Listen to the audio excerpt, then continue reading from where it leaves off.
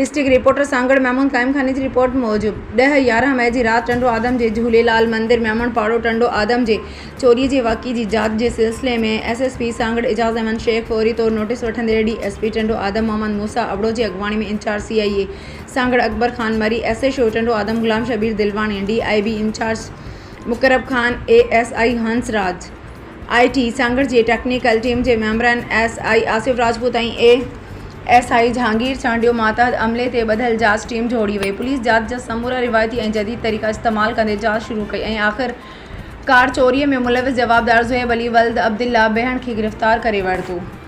मंदिर मां चोरी थियल सामान जंहिंमें 4 इस्त्रियों, 1 लैपटॉप, पीतल जो हिमाम दस्तो, 15,000 रोक रक़म ऐं ॿियो सामान हथ। उन मौक़े ते मिनाटी कोऑर्डिनेटर सांगड़ राजेश कुमार, हरदसानी, लेलाराम, राजकुमार ऐं ॿिया पिणु मौजूद आहे। हिंदू बिरादरी पारां पुलिस जे मुख़लिसाना कोशिश ने आला कारकर्दगी ते ख़ुशीअ जो इज़हार कयो।